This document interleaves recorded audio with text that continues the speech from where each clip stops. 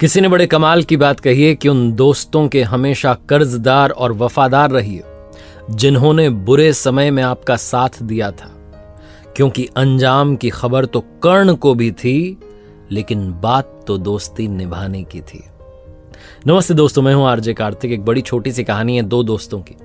पुराने जमाने की बात है। एक बीहड़ इलाके से होकर के, सुनसान इलाके से होकर के वो एक शहर से दूसरे शहर में जा रहे थे और रास्ता उनका बातचीत में, हंसी मजाक में बीत रहा था। दोपहर होने को आई तो उन्हें भूख लगी थी, साथ में भोजन लेकर आए थे। तो एक बड़े से पेड़ की छांव में बैठ गए और भोजन साथ में करने लगे। लंच जब चल रहा था तो बात में बात निकलती गई और बातचीत जो थी वो धीरे धीरे बहस में बदल गई।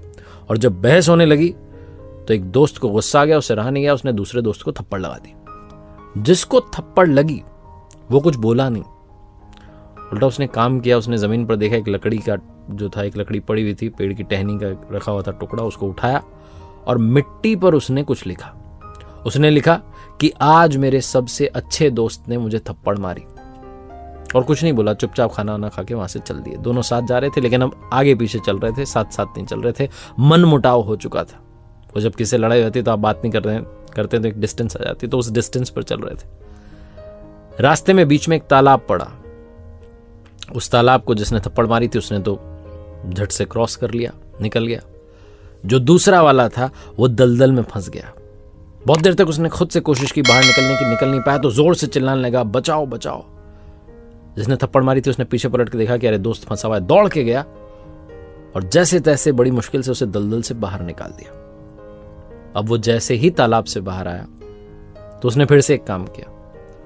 दौड़ के गया, उसने एक पत्थर का टुकड़ा उठाया और पेड़ का जो तना था उस पर उसने लिखना शुरू किया।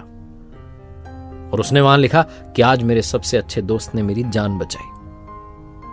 जिसने थप्पड़ मारा था, जिसने जान बचाई थी, एक ही बंदा था। उस दोस्त ने कहा कि भाई मैं समझ में नहीं आ रहा है, मैंने तुम्हें जब थप्पड़ मारी तो तुम मिट्टी पर लिख रहे हो कि दोस्त ने थप्पड़ मारा।